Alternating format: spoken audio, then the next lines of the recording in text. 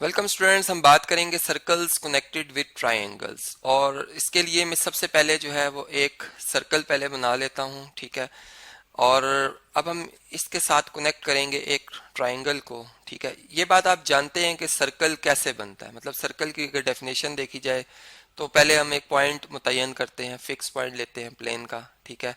और फिर मतलब प्लेन ही के कुछ ऐसे पॉइंट सेलेक्ट किए जाते हैं जो कि जिनका फासला इस सेंटर से एक जैसा हो, इस पॉइंट से एक जैसा हो, तो इसको हम सेंटर फिर कह रहे होते हैं कि ये सर्कल का सेंटर है और ये सर्कल है, ठीक है। जबकि सेंटर जो है सर्कल का पॉइंट नहीं होता। अब ये तो बात होगी सर्कल के हवाले से। और अगर मैं सर्कल के कोई से एक पॉइंट को सर्कल के सेंटर से ज्वाइन कर देता हूँ, जैसे यहाँ पर, तो इस डिस्टेंस को हम कहते हैं कि ये हमारे पास है रेडियस, ठीक है। ये रेडियस है और इसको हम नॉर्मली स्मॉल आर से जाहिर कर रहे होते हैं, ठीक है जी। जबकि ब्लू कलर में जो आपको बाउंड्री नजर आ रही है, इसे हम सरकमफ्रेंस भी कहते हैं या बाउंड्री ऑफ ए सर्कल भी कहते हैं। अब फर्ज करें कि मैंने एक ट्रायंगल जो है वो इस तरह से बनी हुई देखी, जो कि इस सर्कल के अंदर बनी हुई थी, जिसके के जो कोने हैं वो सर्कल के जो पॉइंट्स हैं उनके साथ इंटरसेक्ट कर रहे थे, मतलब वही कॉमन पॉइंट्स थे, ठीक है। जैसे यहाँ पर आप देखें तो ये ए वर्टेक्स है ट्रायंगल का और ये ए ही पॉइंट है सर्कल का। इसका मतलब कि ये दोनों फिगर्स का, ज्योमेट्रिकल फिगर्स का कॉमन पॉइंट है इस जगह पे। यहाँ पर भी ये इसी तरह है, ठीक है जी, कॉमन पॉइंट है। तो इस सर्कल को फिर एक खास सर्कल कहा जाएगा। हम कहेंगे कि इस सर्कल ने इस ट्रायंगल को, इसका घेराव किया हुआ है, ठीक है। मतलब ये सरकम सर्कल है, सरकम सर्कल ऑफ ए ट्रायंगल है ए बी सी, ठीक है जी, जिसे हम शॉर्ट सरकम सर्कल कहेंगे।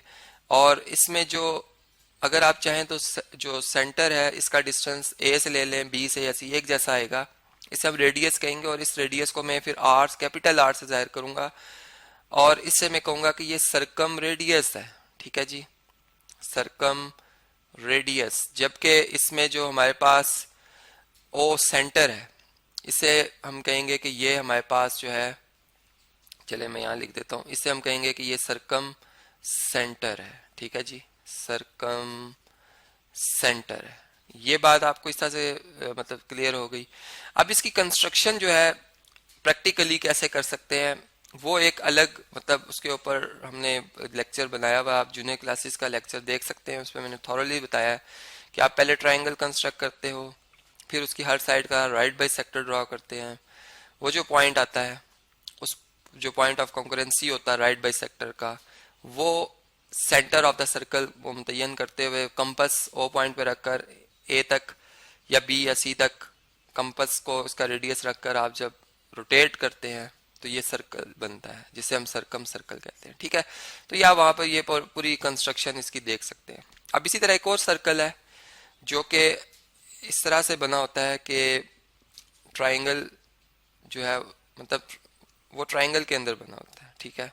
मैं यूं कह सकता हूँ कि वो ट्रायंगल के अंदर बना होता है। जैसे एक सर्कल आपको नजर आ रहा है, अब इसमें मैं यूं करता हूँ कि एक ट्रायंगल बनाता हूँ जो कि जिसकी जिसकी हर साइड जो है वो सर्कल के लिए टेंजेंट है। आप जानते हैं कि टेंजेंट जो है वो एक ऐसी लाइन होती है जो कि सर्कल को एक ही पॉइंट पर इंटरसेक्ट कर रही होती है, ठीक है।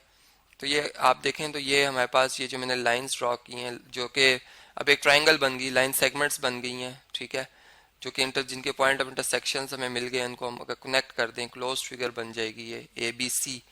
तो इसमें जो ये हमारे पास जैसे ये पॉइंट आ गया है या ये पॉइंट है या ये पॉइंट है, ये पॉइंट ऑफ टेंजेंसी है, ठीक है।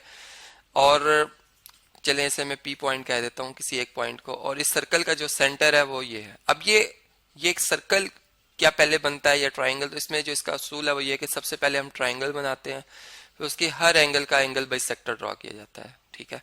वो जो एंगल बाई सेक्टर होता है वो तो तीनों, मतलब जो एंगल बाई सेक्टर्स हैं इंटरनल एंगल्स के, वो एक ही पॉइंट पे इंटरसेक्ट करते हैं। इनके पॉइंट ऑफ इंटरसेक्शन को हम कहते हैं कि ये आई है, पॉइंट ऑफ कॉन्करेंसी। फिर उस पॉइंट से हम परपेंडिकुलर डिस्टेंस लेते हैं। क्यों लेते हैं? क्योंकि अगर आप देखें तो रेडियस और जो रेडियल सेगमेंट और जो टेंजेंट लाइन है, ये हमने ऑलरेडी लॉजिकल मतलब रीजनिंग में बात प्रूव की भी है कि ये परपेंडिकुलर होते हैं, ठीक है। तो ये आप यहाँ से ये बात समझ सकते हैं। तो तो ये ऐसे ये कंस्ट्रक्शन होती है जो थॉरली आप इसके कंसेप्ट लेक्चर में देख सकते हैं।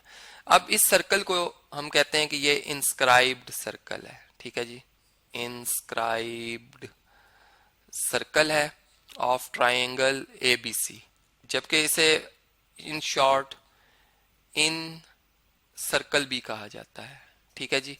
और इसके जो सेंटर है इसे इन सेंटर कहा जाता है आई को, ठीक है। चलिए मैं यहाँ लिख देता हूँ कि इसे हम इन सेंटर कहते हैं। और जो इसका रेडियस है जिसे कि हम स्मॉल आर से जाहिर करते हैं, इसे हम कहेंगे कि ये हमारे पास क्या है, इन रेडियस है, ठीक है जी। तो ये इस तरीके से जो इससे मुतालिक कुछ इंपॉर्टेंट बातें थी वो मैंने आपको बताई।